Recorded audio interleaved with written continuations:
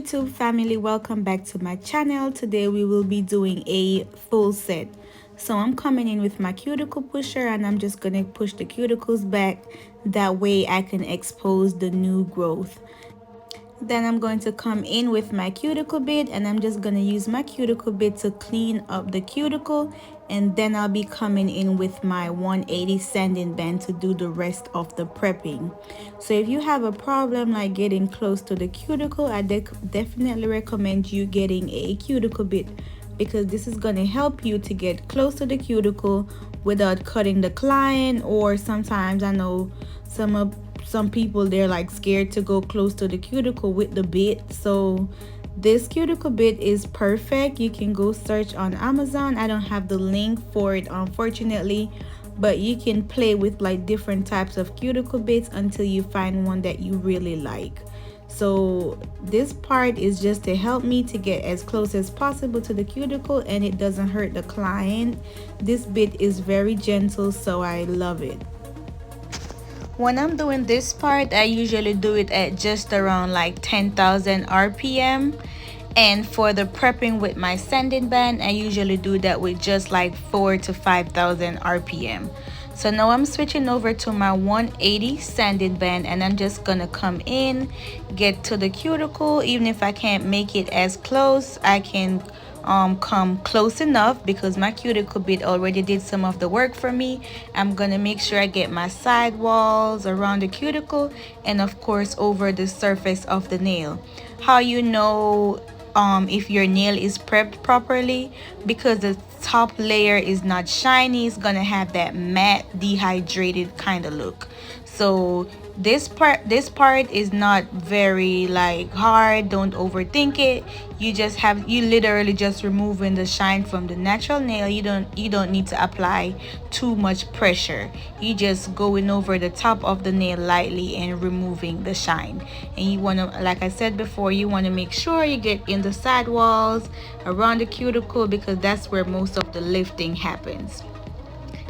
And then I'm gonna come in with my nail tips. These are the square tips, even though we're kind of going for a tapered square look, but I'm still gonna come in and use these square tips, and I'm gonna measure my tips, make sure they fit side wall to side wall. That way we have all the strength and we don't have lifting, and the nail won't break easily. So whenever you're measuring your tips, make sure you measure the tip side wall to side wall.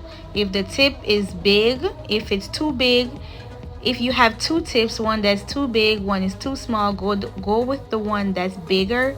That way you can come in with your hand file and shave the sides down. These nail tips that I'm using, they're available on my website in coffin and square, so you can always go ahead and check those out. The link will be in the description box. And I'm telling you, these tips are like the #1 selling item on my website. They go very, very fast. I would not recommend something to you if it's not good.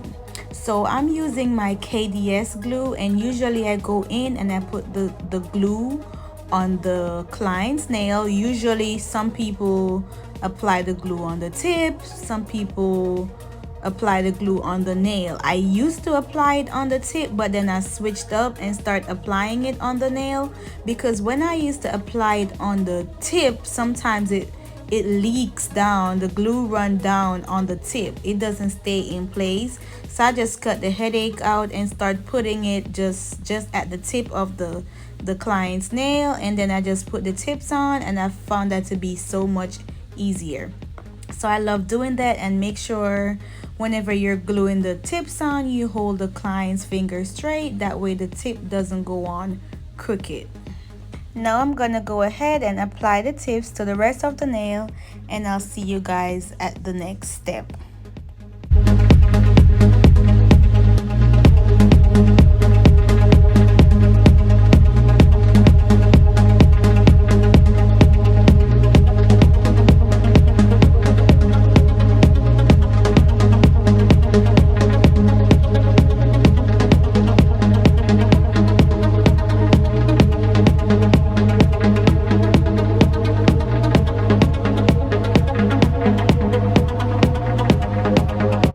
So once the nails are on, usually before the appointment, you already know what length your client wants. If you have a booking app, you know sometimes they add the length on. It depends on how your app is set up.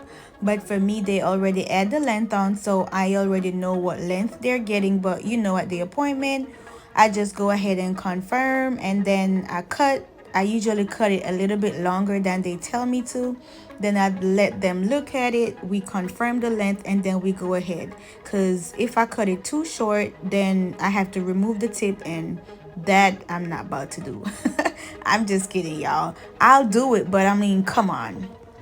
So anyways, yes, and then I'm gonna go in and I'm gonna add measure both hands, make sure they're on the same length, and then we're gonna come in and shape the nails.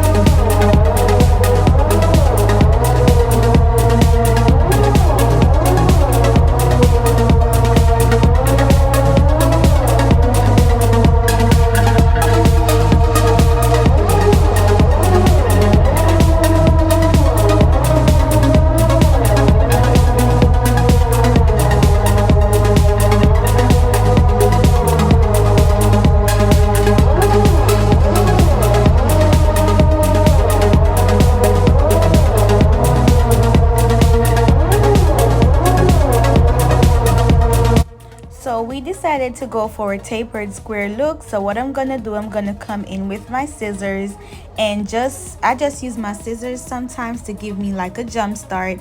That way I don't have to do too much filing. So I use my scissors and I cut the sides of the nail off. Then I'm gonna come in with my hand file and make sure everything is nice and neat. You don't have to use your scissors like I did, but I usually do it because it just helps me to go a little bit faster and get the job done. So I usually just come in with my scissors and just remove some of it. It depends on my mood though. Not all the time I do it, but for the most part I think I do. Whenever I'm filing, I do file at a 90-degree angle, and I make sure the file is connected straight throughout the nail. I make sure I don't have any gap on the file. Look at how I'm showing you, not like that. You want to make sure that the hand file is connected to the nail right throughout. You don't want to tilt the file too much. You want to hold the file exactly at a 90-degree angle, and you want to give the tip a firm stroke and making sure that the file stays connected to the nail. And then after that, I'm going to come in with my hand file and I'm going to blend the tip on the natural nail. So when you're blending the tip, you can either use your drill bit or you can use your hand file. So like I said before, I'm gonna say it one more time. Whenever you're filing, you want to make sure you hold the file super straight against the nail. And also when you're filing, you want to make sure the file is filing the entire nail the whole time. You're not just filing the tip, you're not just filing the middle. You want to make sure you file the entire nail, not just the tip, because then if you only file in the tip, that means the tip is going to be narrow or it can also be rounded. So please make sure your file is connected throughout the nail the entire time.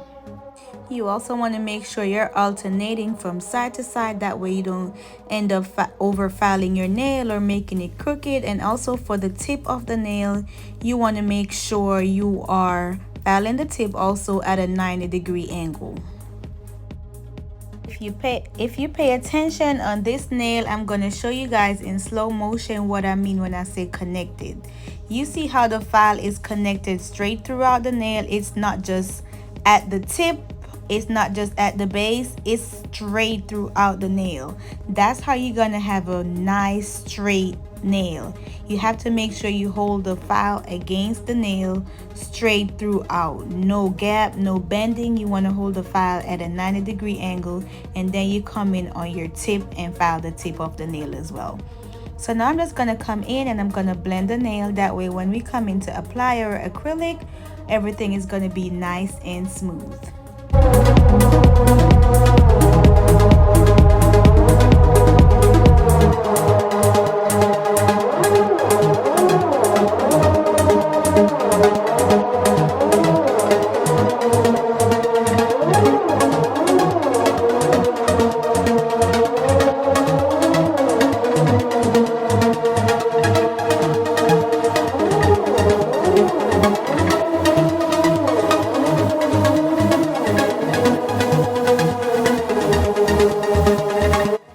Whenever I'm done with my filing, I make sure I come in and I dust the nail off. That way when I come in to prime the nail, the surface is nice and dust free, because we didn't do all that work just to come in and prime with the dust. We got to remove the dust, because when we come to apply our acrylic, we want to make sure the acrylic is not on top of any dust. So I'm coming in with my Young Nails Protein Bond, and I'm just gonna prime the nail. I do this 2 times, so I do it 1 time and then I come back and I do it another time. And today we will be using NyomiNude and this blue that I got from Not Polish, and the nude that I'll be using is going to be in the description box. It's available for purchase, and now we're having a sale. You can also use the code YouTube to save money. And that's our surface, nice and clean and ready for application. And I'm using a number 12 brush. This brush will also be available on my website very soon. I'm finalizing everything. I love this brush, like it's amazing. I can't wait for you guys to try it out.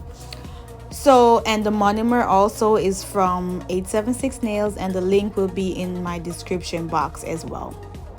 So first I'm coming in with my first bead, and I'm going to place it right where the tip and the natural nail meets.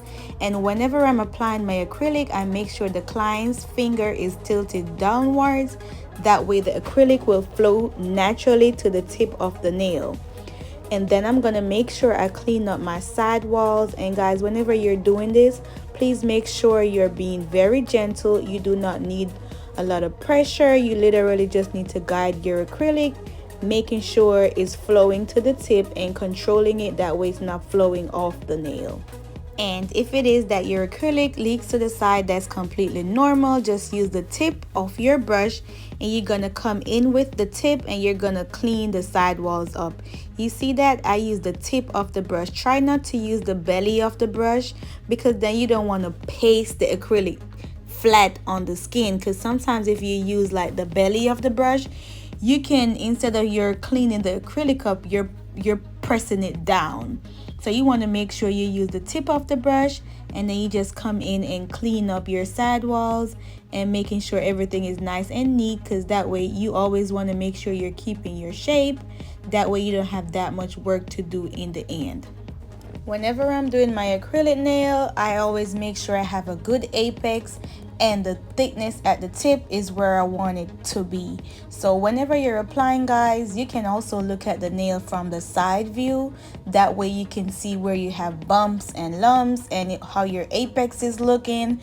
Just tilt the client's hand to one side and you go on the opposite side and look at the nail from the side, and that way you can tell, okay, where you want more acrylic, or if it's perfect, or if your apex needs to be built bigger.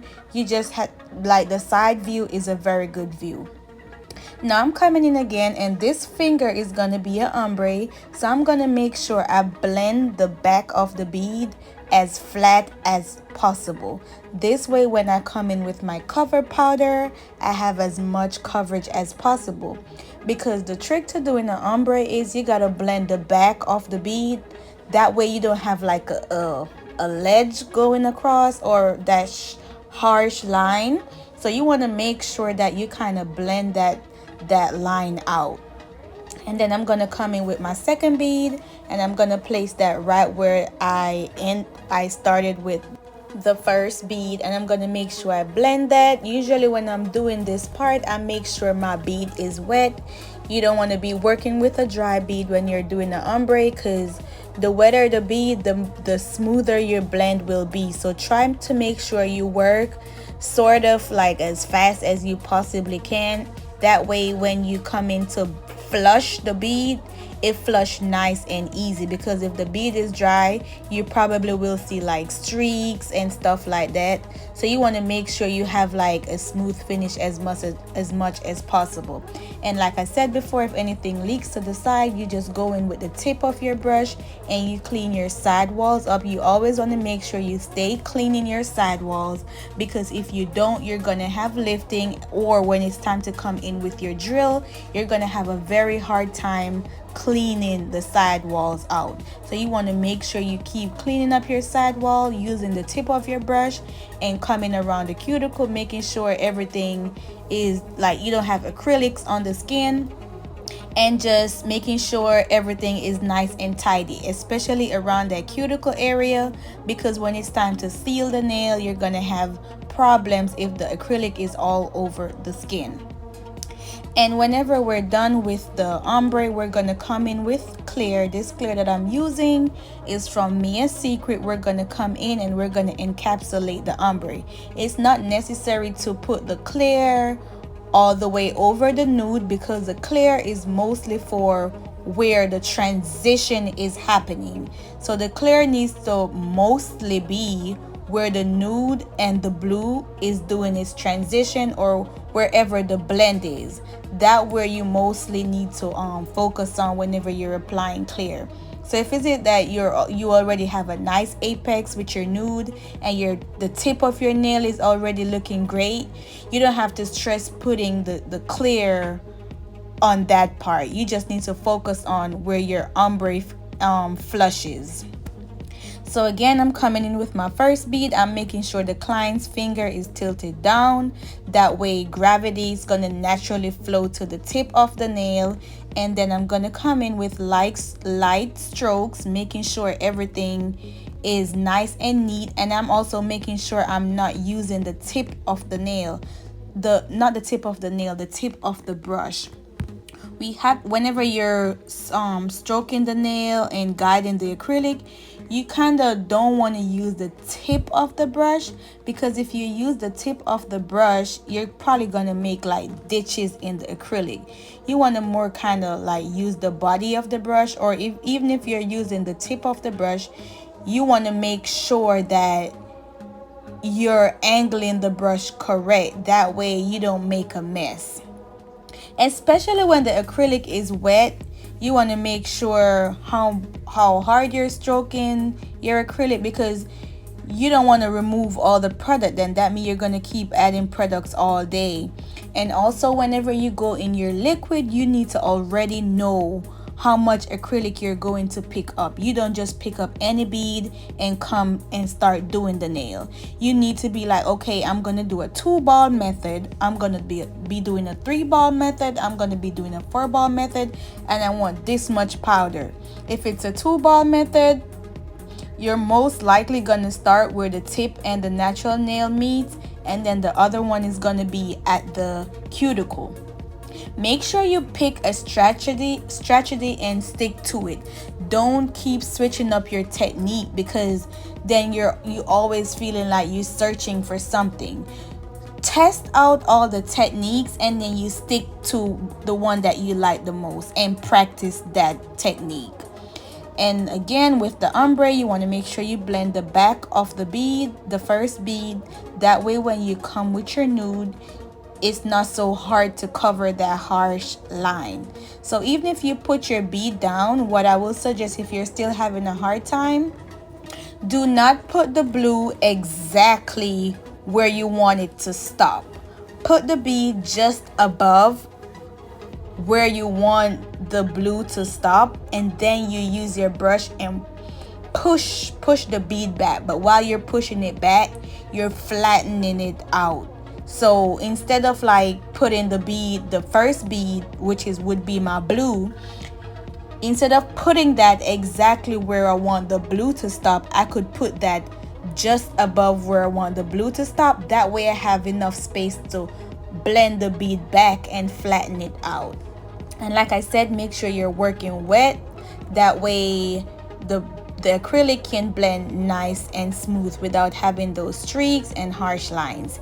And then you always want to make sure you encapsulate your nail whenever you're doing any kind of ombre or encapsulated designs. And also guys, like if you're having, I know the time is cold right now and maybe some of you guys are struggling because the acrylic is running too much. So you have to also remember that the weather, it changes, the temperature changes the flow of your acrylic. If the room is hot, the acrylic is most likely to dry faster. And if it's cold inside, the acrylic is gonna run. Some people get like a monomer warmer. I think they're on Amazon, or some people put the monomer in hot water, or some people use a candle warmer. But just make sure you don't have your monomer too hot, because then the bead is gonna dry very fast. So what I used to do when I struggle with that, I put the monomer in hot water, and then I just pour it out after that. So I put the bottle of the monomer in the hot water, and then I use it from that. I just run it like for 3 minutes on hot water, then I remove it. I don't really like the warmer idea, because then it's gonna get too hot, then it's gonna start hard up on me too fast. So I don't really go the monomer warmer. I don't do that. And also, if you already have your monomer in its container, what you can do is just put the container in the sink and run hot water over it for like 2 minutes, and then your monomer will warm up a little bit. You don't want the monomer to be hot. You just want it to be a little bit warmer than what it was.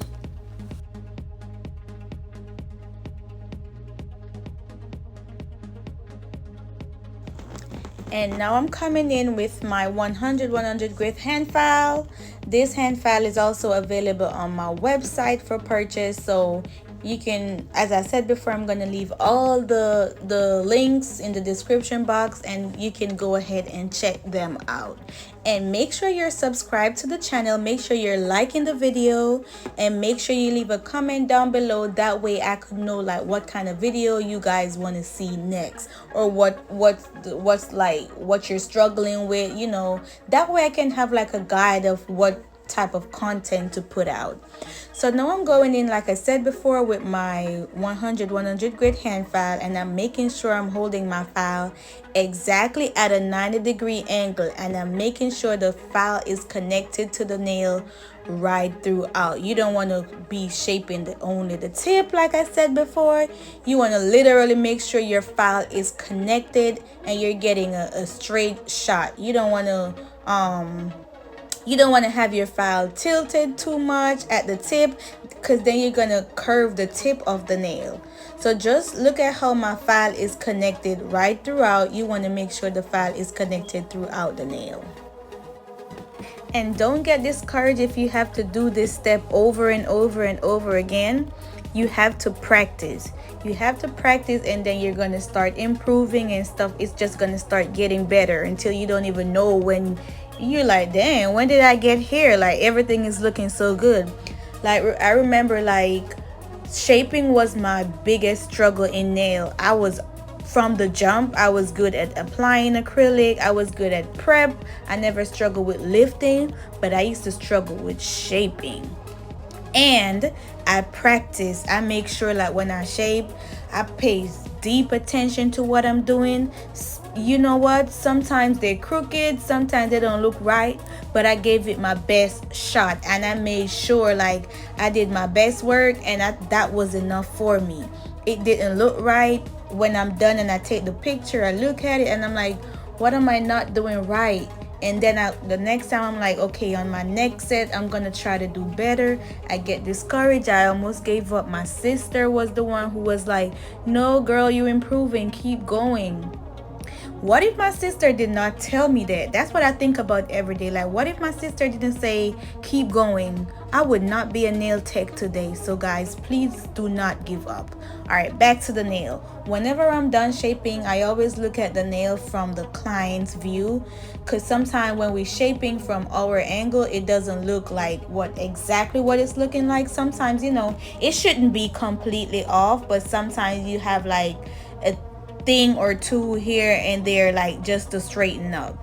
So just try to make sure like you turn the client's hand just to see what they're seeing on their side.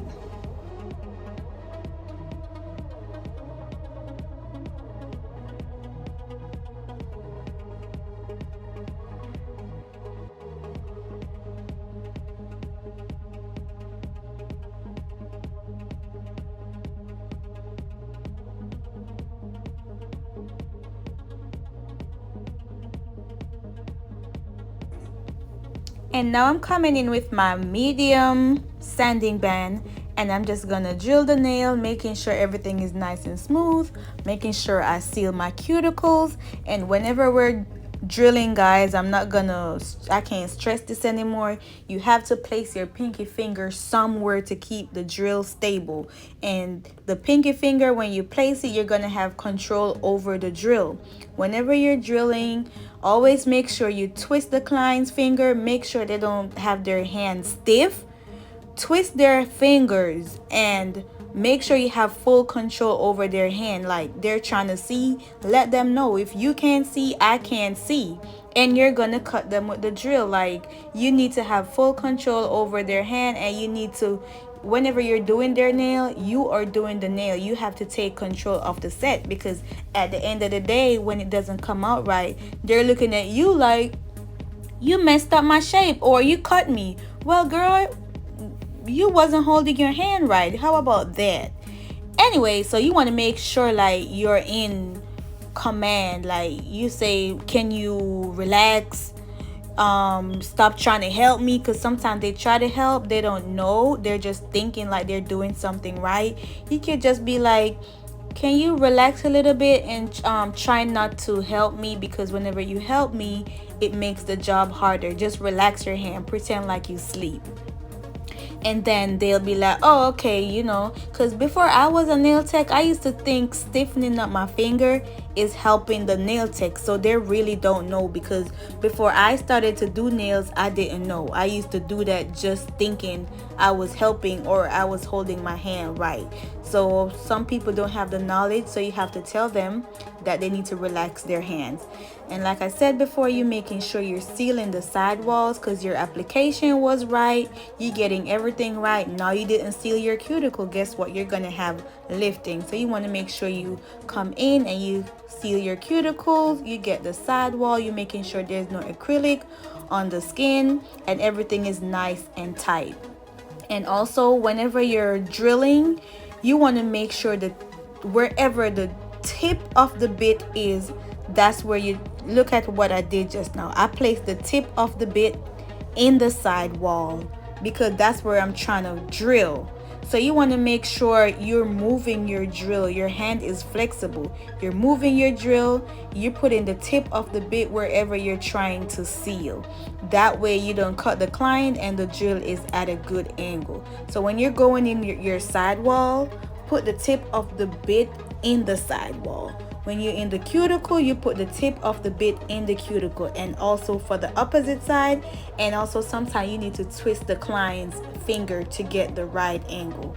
So just make sure like you have full control, and you go around your cuticle making sure you seal it. That way you don't have to struggle with lifting.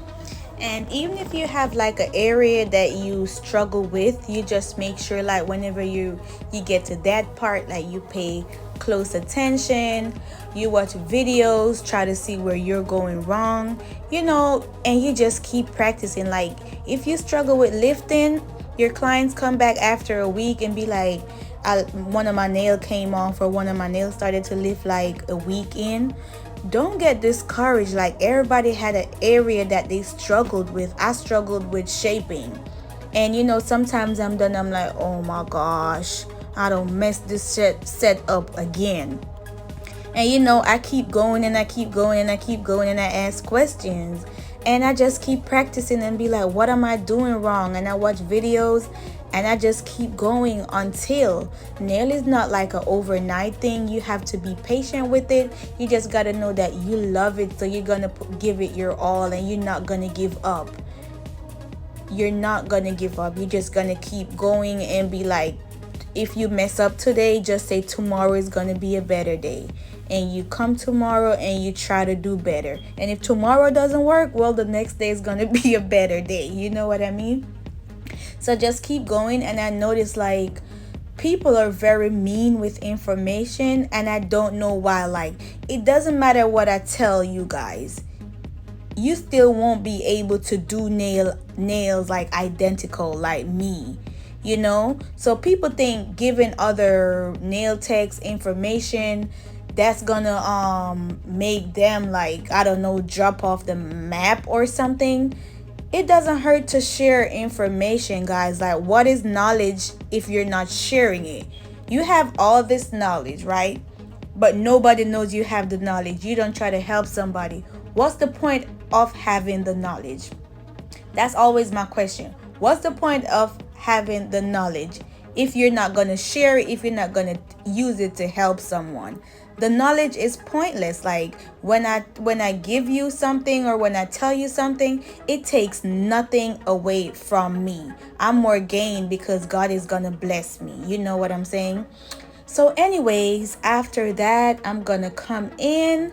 I did not use my hand file this time to smooth the nails out, because I did a really good job with my drill. So I just buffed it, and I'm just gonna come in and do the design. So I'm using this I think it's this glue, yeah, from Macart. I'm using this glue from Macart.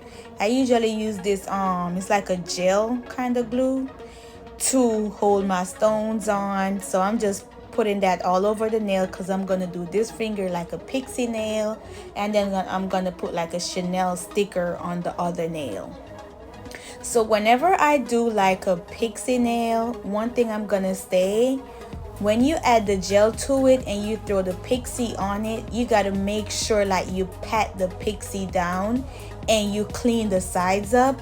Because then if you just throw it on and leave it like that, and then you have like one part is higher, it's bulky on the side, and you leave it like that, and then you let the clients dry their hand, guess what? You just messed your shape up. So you got to clean the pixie up from the sides, and you have to clean the gel up from the sides. So just make sure, like, whenever you add on any type of pixies or stones, if it's the side, you making sure the stones are up on the nail. That way it doesn't change the shape of your nail. So you just want to make sure everything is evenly distributed and it's nice and flat. That way you keep your shape that you work so hard for.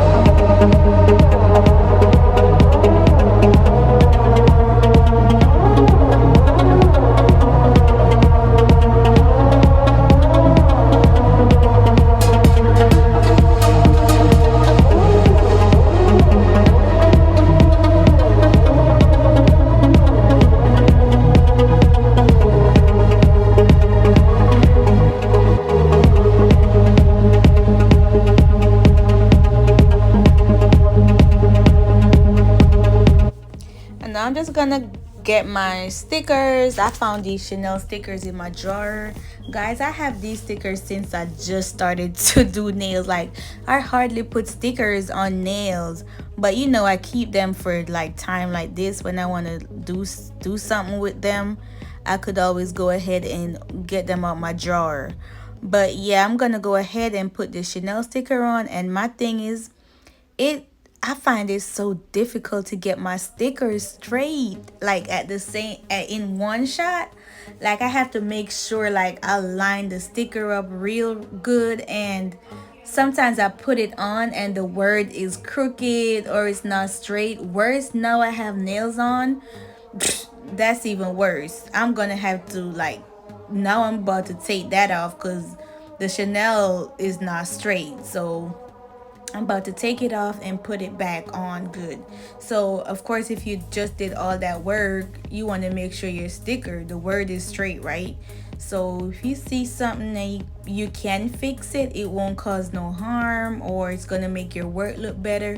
Just spend the extra minute or 2 or 30 seconds just to fix it. So yeah, that's my only problem with putting stickers on. I don't know why I never can. I don't know if it's because I hardly use stickers, or it was because I have nails on. I do not know, but yeah, when I'm doing stickers, I need like a magnifying mirror. I need everything, because then if the sticker is not straight, it just does. I can't. I have to get the stickers straight, because what's the point, guys? So this top coat, I bought the 500 ml off of Amazon. So usually what I do, I buy that big bottle, and then like if I have like that small top coat bottle, I just keep refilling it with my bigger bottle. And I, you know, like I have this big 500 ml, and that's a D&D, like you can see. I have that maybe 4 months, and it's still full. So that's a very good idea. Usually I just buy like the D&D and buy the big bottle, and then I just keep refilling my smaller bottles, and that usually works perfect for me. I really hope you guys enjoyed this video, and like I said before, don't forget to subscribe to my channel. I'm trying to make it to 1,000 subscribers, guys, and I'll be on my way. So I just want you guys to help me out by liking the videos, leaving comments in the comment section. That way I can have interactions, and making sure you're not just watching the video, but you're subscribed to the channel. So if you're just here to watch the video, you can go ahead and click the subscribe button in the meantime, okay? And also like the videos and leave comments down below. You know, I gotta keep my channel active. That way I can be encouraged to keep making more videos for you guys. And I really enjoy teaching. I really enjoy sharing my knowledge, because to me, if I have the knowledge and I'm not sharing it, it don't make no sense. And I have, guys, like I have a very good video. I'm not gonna tell you guys what it's about. It's not about nails. It's about nails, but it's not doing nails. It's something else. But I'm trying to get all the stuff together, that way I can show you guys, like, because when I was about to go through this step, I couldn't find none of these videos on YouTube, and I really wanted, I'm like, I'm gonna make a video like this, because I'm sure you have like a lot of people out there looking for this video. So I have a video coming up for you guys before the month ends. It's gonna be a gem. And I'm just gonna go in and put my top coat on, and I usually wipe the sides of my nail, making sure I keep my shape nice and right, because sometimes the top coat leak off to the side and can change your shape a little bit, shifting the shape. So I just wipe that before I put it in the light.